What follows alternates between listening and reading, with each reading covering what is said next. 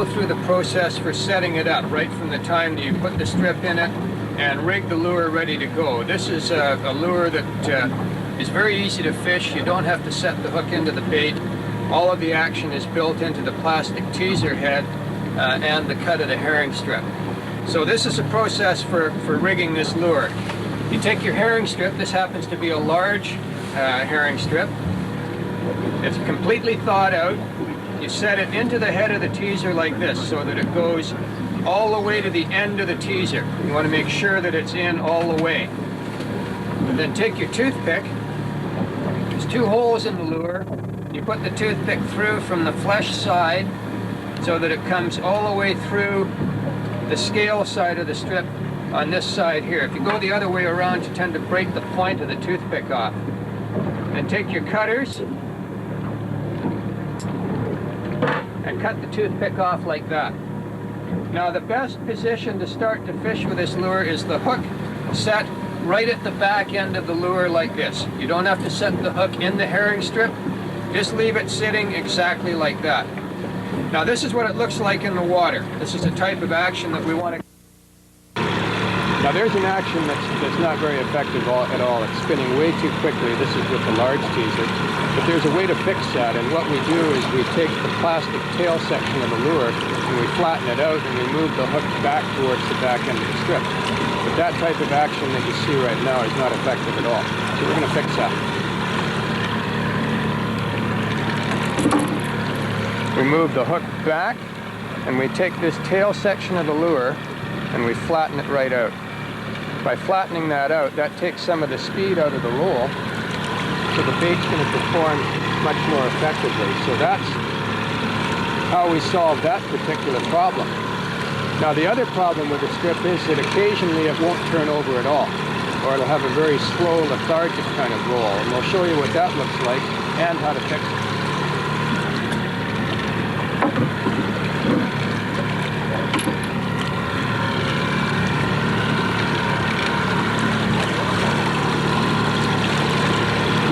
Now there's a strip that's barely turning over, and it has a very low percentage chance of catching a fish. But that's easy to fix as well. All we want to do is give the bait a little bit more activity. So we'll take the strip holder out of the water, take the plastic tail section, and in this case, we'll bend it down and away from the herring strip a bit. Now by doing that, that will cause the strip to roll over a little bit more quickly, and we've got an action that will start to produce fish. So that's an excellent action again. So those are the 2 adjustments that you do with the herring strip. You don't set the hook in the bait. That's a standard large teaser action that you're looking at right now. And what's unique about this is we're fishing it with a tandem hook arrangement. Now, tandem hook simply means you've got 2 hooks as opposed to 1, and it could be a tandem single arrangement with 2 single hooks, or a tandem treble arrangement with a couple of trebles, and that's what we have right here. But what I've also done is I've also set one of the hooks into the herring strip, and this helps to control the action of the bait. So I'm going to take the strip out of the water now and show you how we've set the hook through the bait. It's a little bit fussy, but it can really fine-tune the action of the herring strip. And this is what it looks like. We've got our tandem hook arrangement, and what I've done is I've set the lead hook through from the flesh side right at the midpoint so that it comes out on the scale side of the herring strip at the midpoint as well. And then we've left a trailing treble hook, which happens to be number 4 in this case, down at the back end of the bait back here for a good strike position. This gives you a little bit more hooking power with a big piece of bait. And then the way you adjust it is simply as follows. You set the hook through the herring strip. If you want it to roll a little bit faster, you give it a little bit of a pull on the leader like that. Or if you want to take some of the speed out of the roll, you can straighten the strip out a little bit. It's a bit of a fussy operation, but it can really fine-tune the action of the herring strip. So that's what that looks like. Tie strip and a large teaser rigged with tandem hooks. That's the setup, and it's an excellent type of presentation for bigger Chinook or anytime Chinook are feeding on larger baits. for the strip applications, and we do tend to mix and match them. Although if you buy your package and it says when you use a large teaser you should use large herring strip, or if you use a super you should use a super, you can mix them. And one of the most successful mixes is to take the standard large teaser, which I have here, and put some super strip in it. Actually, the herring that's designed for the herring strip that's designed for the super teaser. And we twigged onto this one because it's become really popular back on the Great Lakes, particularly New York State. They tend to troll a little bit slower than we do here, and this combination fits that bill because when you put a super strip in a large teaser, it tends to roll a little bit more quickly. So that means that you can troll at a slower speed if you want to and get a very effective bait action. So we'll have a look at this in the water. It's an excellent combination, works really well behind the Dodger, and you have the advantage of a good acting strip if you want to troll perhaps a little bit slower than the average guy does. So here's how this one looks in the water.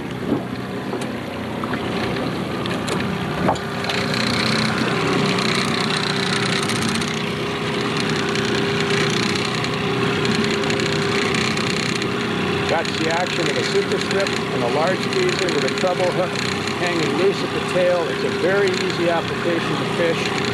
You can fish at trolling speeds from slow up to about normal trolling speed, which is around 2 miles an hour. So anywhere from 1.5 up to 2 miles an hour. And it's a great combination, become very popular out on the Great Lakes, particularly Lake Ontario on the New York side. That's what that looks like. Nice action. Hook loose again at the tail. It looks like the large strip teaser, the large teaser that we fished with, or we showed a while ago, but this is a super teaser and it's entirely different. It's a high-speed trolling lure. It needs to be fished at probably 2.5 to even 3 miles an hour and was originally designed for fishing coho. Now, although it looks the same as the large teaser, the differences are as follows. The leader is entered into the lure through the flat face up here, and the lure has a big curve on the tail, and this provides an entirely different action than the other strip lure that we had in the water. So we'll have a look at that right now, and you can see the difference.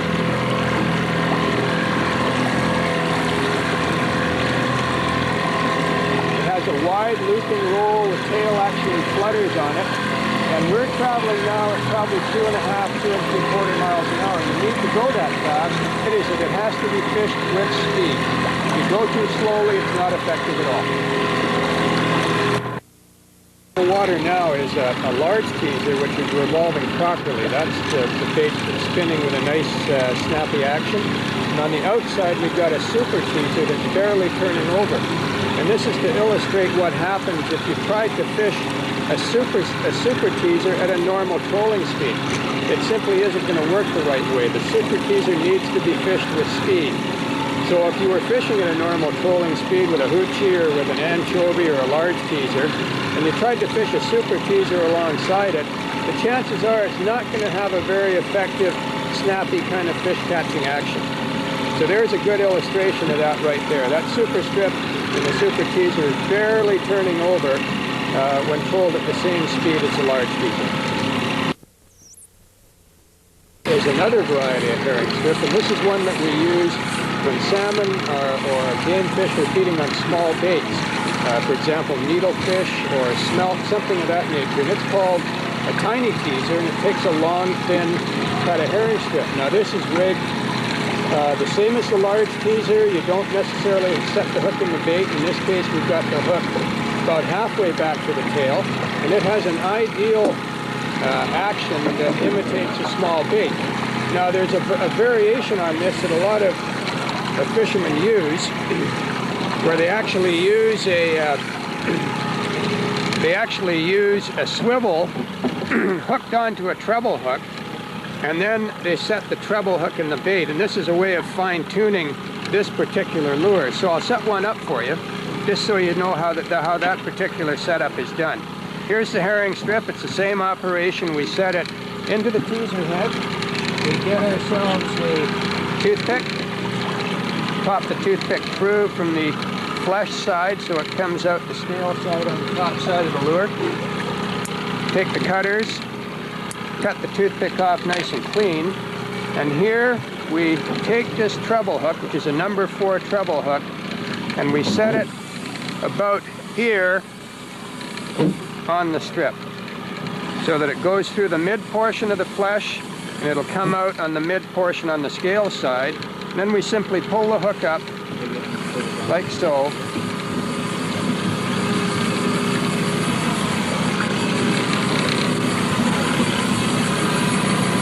So that we end up with a bait looking about like this. And that's an excellent presentation, and it's also very effective. The reason we have the swivel in there is that that swivel stops the line and the hook from wanting to twist the herring strip once you've set the hook into it. And that's a really good presentation. It's a bit of a fussy one again, but it's one that some highliners use, and it's very effective for using this particular lure. So that's the tiny teaser with the hook set in it. Excellent for areas where you've got needlefish. Put it behind a hotspot flasher, maybe 42 to 54 inches a leader, and it's a dynamite, really all year round lure if you've got salmon, either Chinook or coho that you're after. Now is an anchovy special. Now this lure will fish either anchovies or herring or any whole bait in the size range from about 5 to 7 inches. Primarily on the west coast here, they fish it with anchovies. In other areas, certainly it would be as effective with 5.5 or 6 inch herring. Again, either for Chinook or coho salmon. Now with the strip lures, you don't have to set the hook in the bait. But with the whole bait lures like the anchovy special, you have to set the hook into the bait, and there's a process that you go through to do this the right way. So I'll go through that process right now. Now, this happens to be an anchovy. It could be a herring. The first thing you do is you thaw the bait out completely and then take some time to straighten it out so it doesn't have any kinks or twists in it. Then you take the bait and you insert it into the head like so. So it's actually all the way into the lure. And take your toothpick and put the toothpick through the holes. Take your cutters and cut it off nice and cleanly. Okay, so that's the first step. That's exactly the same as we do with the herring strip.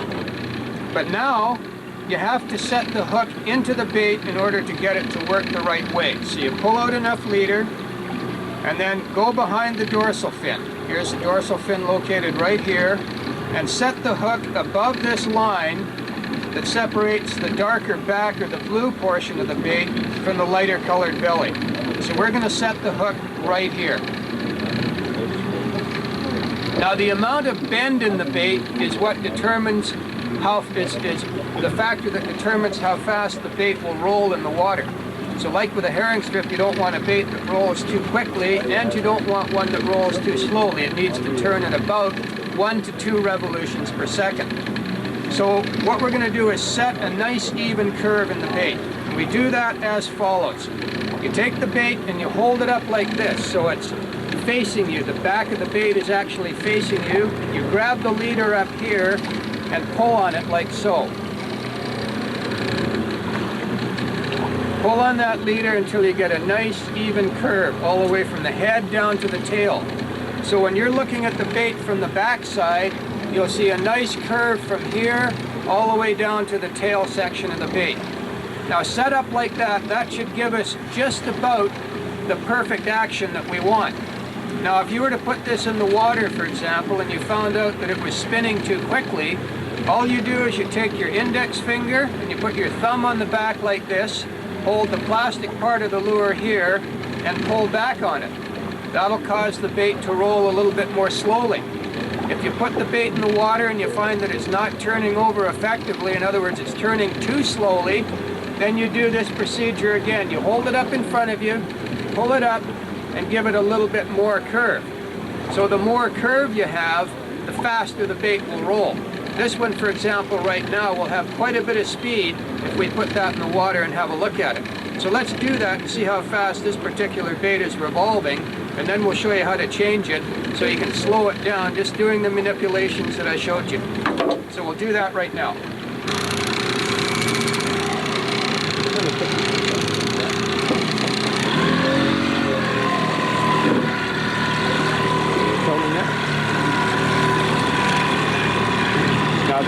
that bait in the water rolling fairly quickly, and that's because we've got that big turn in it. So we're going to slow the rate of revolutions down by taking the bait out of the water and basically straightening it out a bit.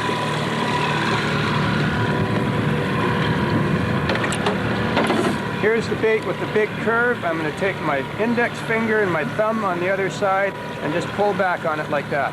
Now by doing that, we're going to slow down the rate of revolutions quite a lot.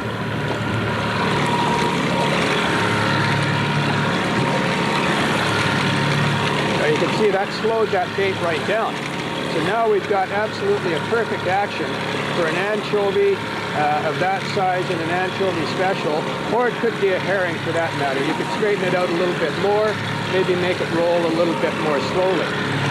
Now, if we had one that didn't roll over, for example, if we rigged one up and had it almost perfectly straight, or actually bent back the other way, it's probably not going to be very effective. So we'll see what that looks like in the water. And here's an example of that right now. There's a bait that isn't going to catch very many fish. But all you need to do is give the bait a little bit more curve. So if we take that out, hold it up in front of us like this, pull up on the leader a bit to give it a little bit of a curve, make sure the curve is nice and even from the head to the tail, then we'll have a type of action that's going to catch some fish for us. And there we go. That anchovy and that lure is working absolutely perfectly. So you can fish it straight or maybe fish it behind a dodger or a flasher with about a 4.5 to a 5.5 foot leader, and you'd have a real good chance of getting some nice fish. Okay, what we've got in the water right now are two anchovies that have got a little bit different action. The smaller of the two anchovies is rigged pretty much the way you rig it if you read the instructions on the box. In other words, it has an even C bend in it, hooked behind the dorsal fin, and a bit of a wobble. The one on the outside is rigged with a much more curve to it, and it tends to have more of a corkscrew type of roll. Now these actions may not look all that much different initially, but they're different enough that they can provoke fish to strike on certain days. A subtle change in the action often is what's required in terms of catching fish. So that one on the outside has a wider corkscrew type of roll, whereas the one on the inside is more of the type of action that you get if you rigged it up absolutely according to the instructions that come with each of the lures that you buy. These are two actions that are very, very good at producing salmon. The one on the inside is a little bit tighter with a wobble, the one on the outside has a bit more of a corkscrew. With the anchovy, on the smaller anchovy, we've got a tight rolling bait, and this is also an excellent type of action for fishing anchovy or herring. Just to compare how the two rolls look, on the outside we've got a wider corkscrew type of roll. So again, two actions that are quite different, but both very effective in terms of catching Chinook salmon, and that's how they look. Later on, we'll show you in the classes and the courses how to rig these up to get these types of actions on the baits. But both of those are ideal for taking fish. Anchovy special, and again we've got an anchovy. One of the really popular variations with fishing these lures is to use tandem hooks, particularly if you have to be using a bigger bait, or simply because fishermen like to have a little bit more hooking power. So the tandem hookup, there's two variations that we fish a lot. Is basically pretty simple to do. The first one, you just follow the normal hooking instructions as you would with one single hook or a treble hook, for example. Putting the hook in the bait behind the dorsal fin, making sure that you have a nice curve on it, and then your trailing hook, in this case a number 4, is a loose hook and it hangs right at the tail end of the bait. This gives you a little bit more hooking power, and I believe it also enhances the way the bait looks in the water too. We'll have a look at this one in the water shortly. But this is a great setup for fishing for bigger Chinook, anywhere, fishing for coho for that matter. I don't recommend you use it perhaps in the winter time when you get a lot of small fish around. simply because you're going to be releasing a lot of them. But certainly, if you're after adult Chinook or coho, this is an ideal way to go. So let's have a look at this one in the water, see what it looks like. So here's the action of that anchovy in the anchovy special, and again it could be a herring, fishing a tandem hook, and you can see how the trailing hook, the number 4 hook, hangs in right at the tail nice and tight, and that gives it a really attractive action. So that's a combination that I like to fish a lot in areas like Juan de Fuca, Barkley Sound, Nootka Sound, that type of thing. And here we've got that sort of corkscrew roll going with it. Really attractive action for catching Chinook salmon. Now the other one that we use a lot, the other one we fish a lot is a tandem hookup again, but we set both the hooks in the anchovy. And this serves 2 purposes. It gives you that additional hooking power that we get with the tandems, but by setting the trailing hook in the bait, it tends to control the action of the back end of the anchovy. Now I'll take these hooks out and show you how to set this up, and then we'll put it in the water and see what it looks like. But this is also a really good action. In this case, I've got a little bit smaller anchovy, and I'm using tandem number 4 treble hooks.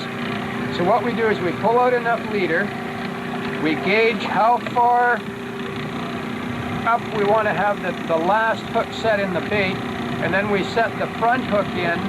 In this case, it's about here.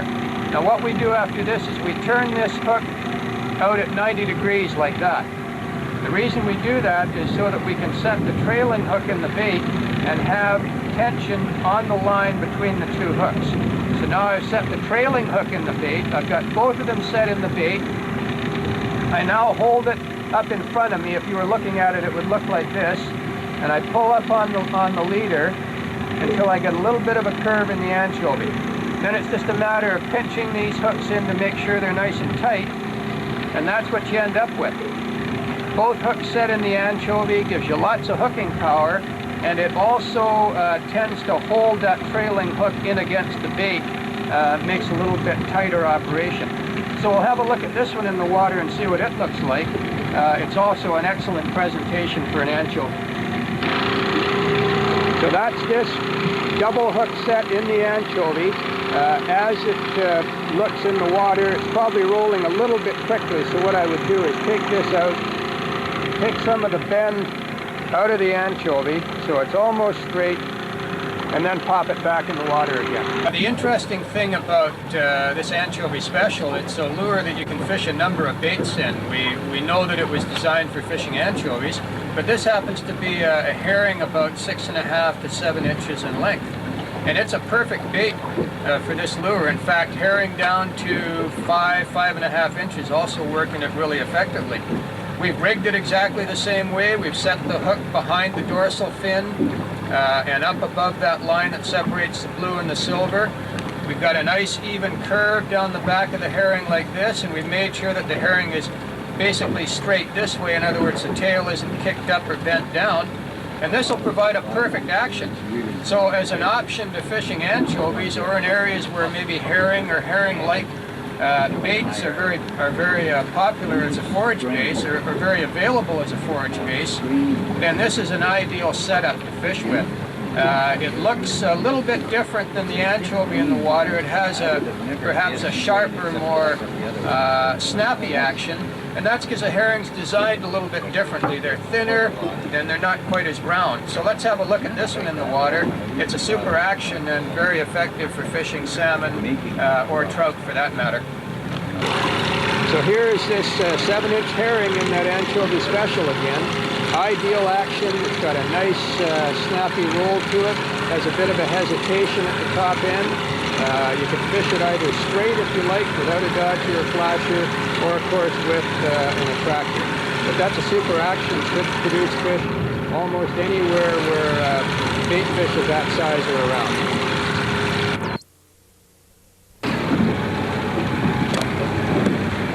The lure I've got in my hand now is a lure that we make for fishing larger herring. Now this is a super herring teaser.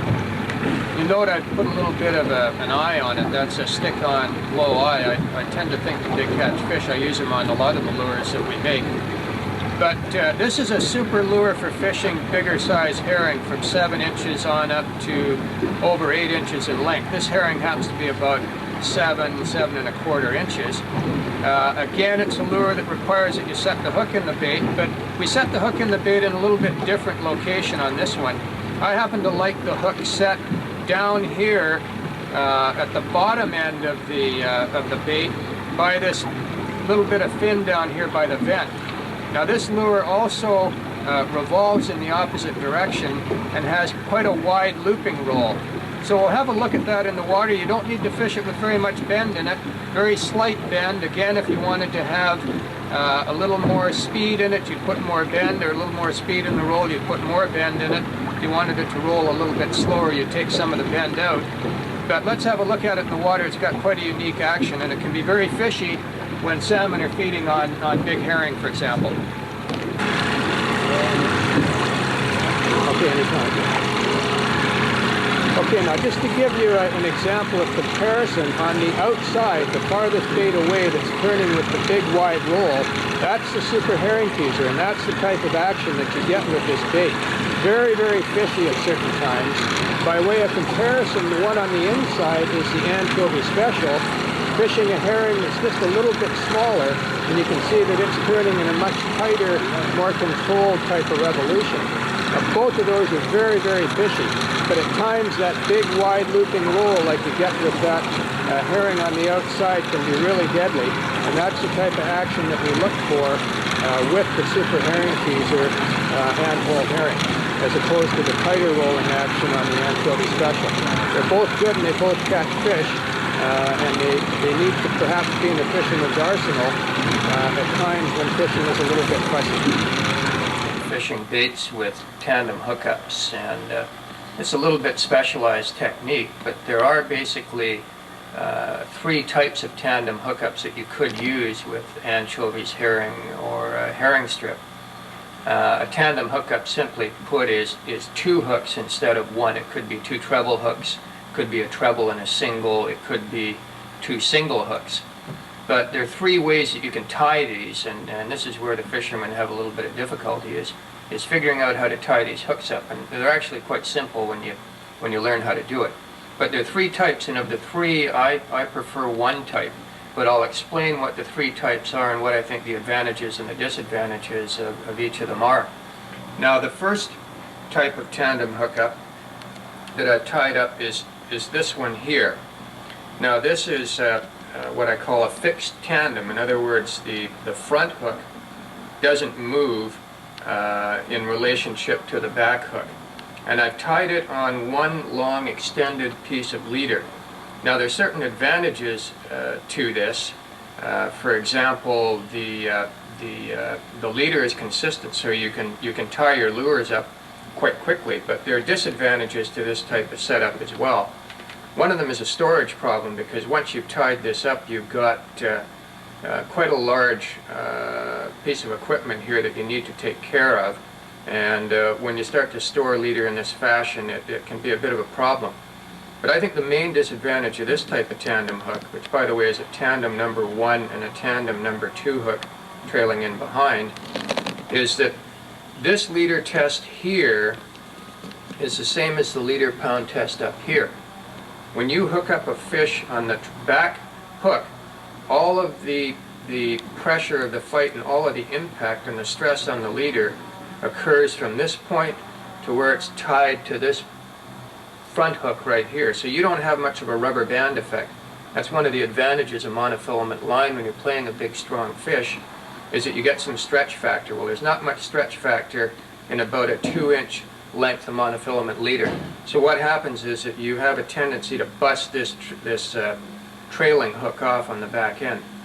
So that's a fixed tandem tied on one long piece of leader. It's okay. They're a little bit fussy to tie up in some respects, but it has the disadvantages of a weak point back here on the tie-up, and you've got this storage problem with a long piece of leader up in the front. Now the next one is a sliding tandem. Now what we have here is this hook, the trailing hook back here, again a number 2, is tied on, but the front hook can slide back and forth up and down the leader. So the advantage of this is if you happen to be fishing with various sizes of herring or anchovies or whatever, you can adjust the distance between the two hooks. The disadvantages are as follows, however.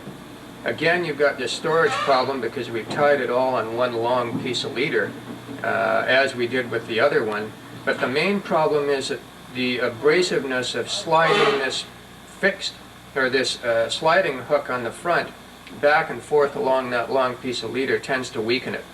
There's another disadvantage.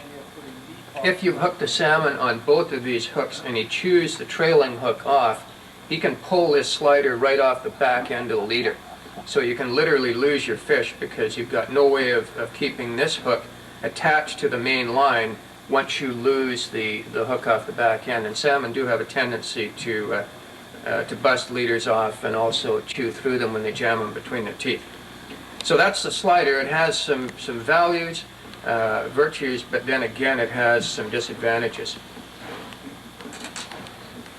Now the third tandem tie-up, and this is the one that I like for a number of reasons, is what I call a fixed tandem.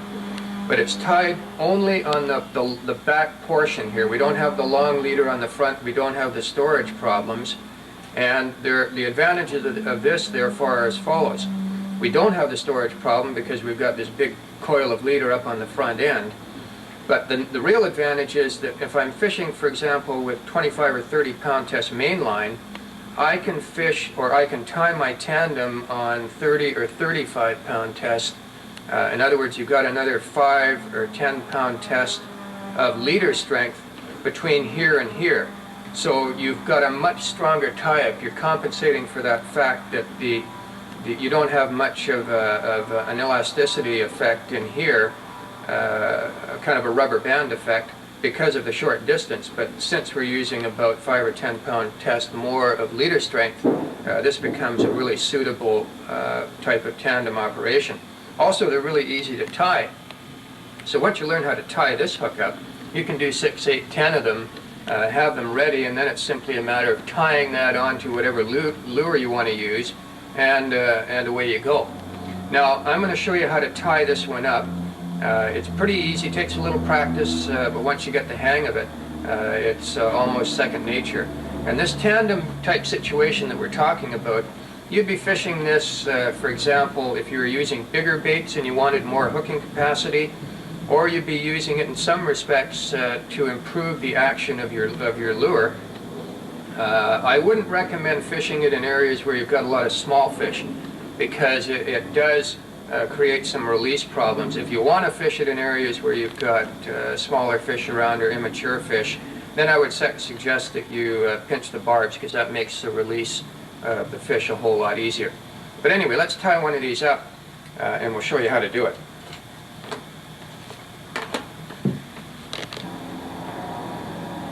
Now, as I said, we're going to tie up a tandem hookup, a fixed tandem, and I'm going to show you how to do it. What I've done here is I've cut off about maybe 2 feet of 30 pound test monofilament line, and we're going to take the trailing hook and we're going to tie it on first. Now you can use any knot that you're comfortable with as long as it's a strong one. The one that I'm using is a improved clinch knot, and we tie it a little bit differently, but basically that's the basis of the knot. So we're tying the back one on. We're going to do 1, 2, 3 wraps. We're going to come up through this bite here, then we come back through here. Pull it up tight. There's our trailing knot tied on. Now, what I should have done is wet the leader. You should always wet the leader first before you tie a knot, but everybody makes a mistake, so we'll forget about that at this time. So we've now got our trailing knot, our trailing hook tied on, and we're now going to put the front hook on. And here's where you've got to start to think about how you're going to form your knot. Now, and how much distance you want between the two hooks. So in this case, I want to have the hooks probably 1 inch or so apart. So I've set the front hook about 1 inch ahead of the trailing hook, and I put the leader on the side of the treble hook on the flat side. If we were to put it on this side where the brazed on hook is, we won't be able to form the knot properly. So I've laid that leader along the flat side of the treble hook and underneath my thumb. Now from this point on, this thumb isn't going to move. I now take the tag end of the line and I put it through the eye of the hook and pull it all the way through once. Then I come back and I take the tag end of the line and I put it through the eye of the hook again. Now at this point, I take the second piece of line and put it underneath my thumb. So I've now got two pieces of leader underneath my thumb held firmly. I've got quite a large bite of line here. We don't need that much, so I'm going to take the tag end and pull on it like this until we get a nice even circle here. Now we don't want to have all this loose line in the way, so we're going to take our cutters and we're going to cut this line off so we've got a short tag end of about an inch or so. And we pull that back and take it right out of the way. Now this is where we start to wrap the shank of the hook and actually begin to form the knot that's going to create this tandem hook. So this is what I'm going to do now. I take the line and I wrap it around the shank of the hook, starting from the eye, working forward up the hook as far as we can go. I've got about 10 wraps on it. Now you keep pressure on this. When you've finished all your wraps, you take this line and you put it back underneath your thumb and hold on to this end of the line back here. You need to keep pressure on this. If you don't do this, the knot isn't going to form properly. Now this is the most important stage in forming this knot. You now take the hook, move it up to your mouth and grab a hold of the tag end of the leader with your teeth and start to pull on it. But you've got to hold on to the back end of this as long as you can. Meaning that as the line is being pulled up underneath your front thumb, you'll hang on to this until you can't hold on to it any longer. So this is how it looks.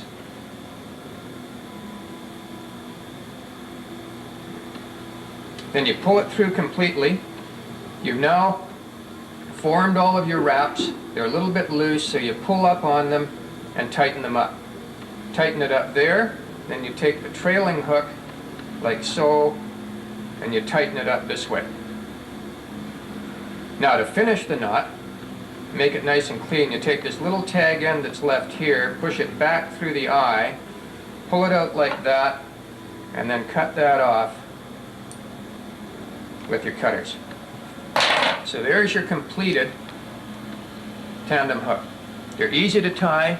They just take a little bit of practice, but once you get the hang of it, you can do them really quickly. It's actually harder to tie these knots slowly than it is to do them fairly quickly. Once you get into the rhythm, they go really easily. And that's your tandem hookup. And this is an excellent hook combination to use, as I said, if you're fishing for big Chinook salmon, you want some extra hooking power, or if you're fishing with a big bait and you want a little bit more hooking power at the back end of the bait.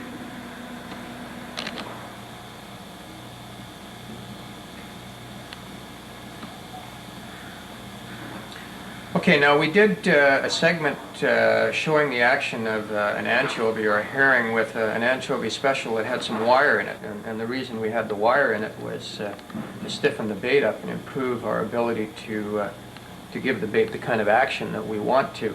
But a lot of fishermen need to know how to put the wire onto the lure, and it's a pretty simple operation. This is how it looks when you're ready to fish. The wire is attached to, in this case, an anchovy special up here, and we have about a 3-inch length of wire. The length of the wire is quite important. You want to cut it of a length so that it doesn't extend all the way back to the tail of whatever bait you're using. If you have it too far back and try and run the wire right through the bait to the end of the tail, it's very difficult when you get down to that narrow tail portion. So if you were fishing with a 6-inch anchovy or a 5.5-inch, something of that nature, the best measurement is to make sure that your wire doesn't go past about the midpoint between the dorsal fin and the actual tail of the bait. It just makes it easier to rig it when you actually start to put the bait into it. But putting this together is really pretty simple. The wire that you want to use is something that's equivalent to 20 gauge galvanized. So I go to a hardware store and I get a roll of it like this. You can buy it in quite large rolls. This happens to be 20 gauge galvanized. Now it doesn't have to be that. It could be stainless steel, it could be brass, it could be copper even. But just keep in mind that the reason I use the 20 gauge galvanized as a standard is that that's the type of stiffness that I want to get in the wire. It wants to be reasonably stiff so that when you're running the wire through the bait it will go through without too much difficulty, and that it will also hold its shape when you put the bend in the bait. But you don't want it too stiff so that the wire goes through the bait and you can't put a bend in it. In other words, the bait will spring back because of the stiffness of the wire. So 20 gauge galvanized is kind of a nice gauge to use. But just remember that 20 gauge galvanized isn't the same as 20 gauge stainless steel. The 20 gauge stainless steel would be much stiffer. So what you want is a wire that's got some stiffness in it, but you can also bend it and use it effectively. And this sort of acts as a good standard. Now this is how you do this operation in terms of putting the wire in a lure. Now I hope you can see this. I'll use this piece of wire here to point it, but what I've actually done is I've drilled 2 holes in the tail section of this anchovy special. There's one here, and there's another one up here, and they're about 1/4 to 1/2 inch apart. Certainly no further than that. And they're wide enough to accept the 20 gauge galvanized wire. So the next thing I've done is I've taken a length of wire, maybe 10 inches long, and I'm going to use that to make my wire attachment. So I go through the hole. Here's the lure here, for example. I go through from the top side like this, through the hole, push through about 1 inch or so, and then I take these long nose pliers and I bend the wire over like this, about like that, and then push it back through, and we take that part that I bent over, didn't quite bend it far enough, and we put it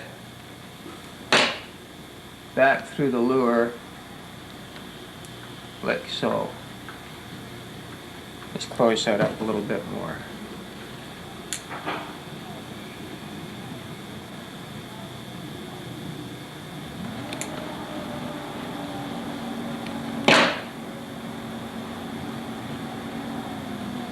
There we go.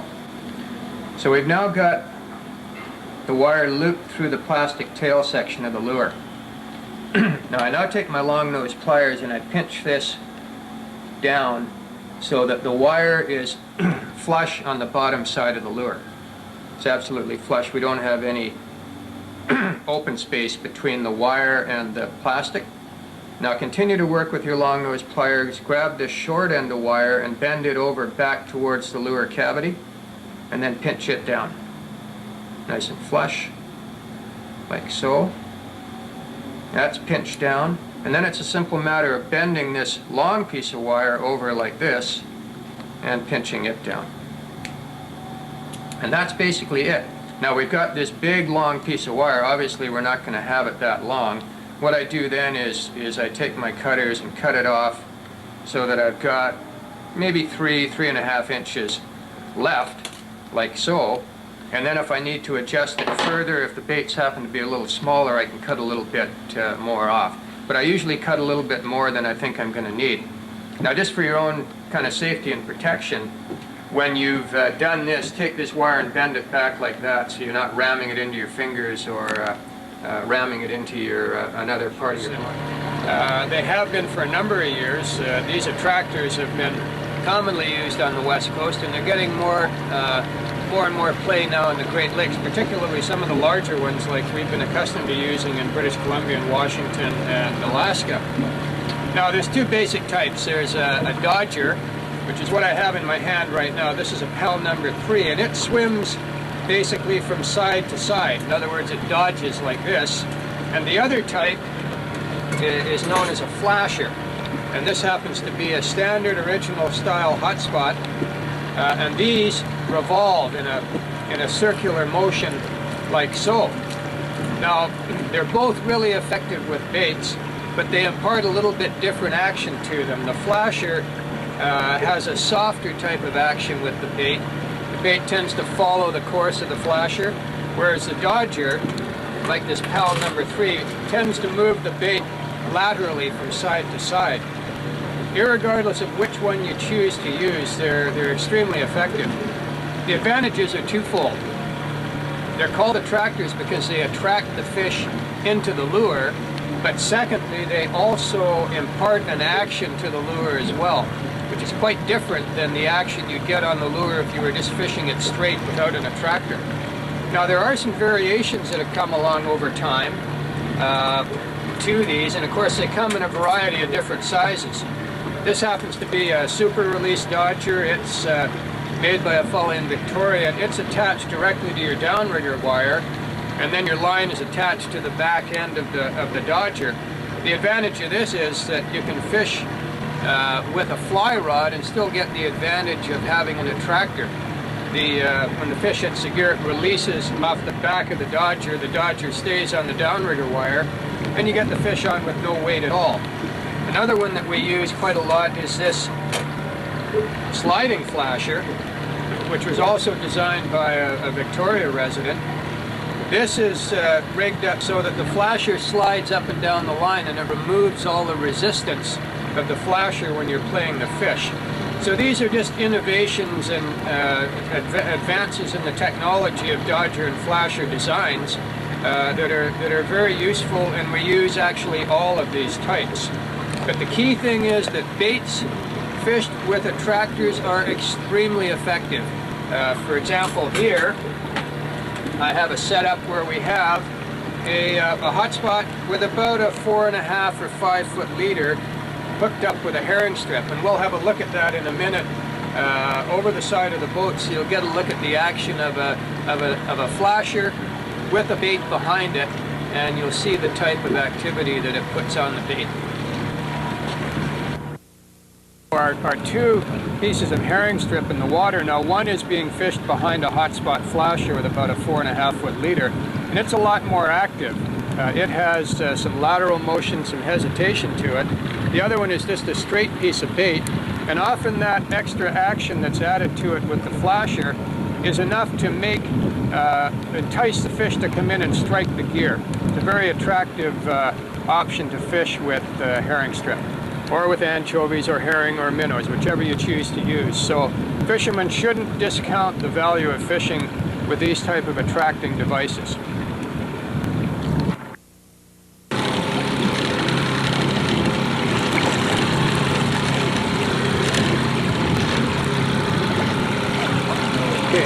Like we did with the flasher before, we've got a Dodger strip behind it, and then just a piece of straight strip running beside it. You can see the difference in the action. The Dodger puts a real hesitation on the bait. It makes it dart from side to side, snaps the roll, quite a bit of hesitation in it. It's another very attractive action. So it can be done with either a herring strip or an anchovy or a whole herring.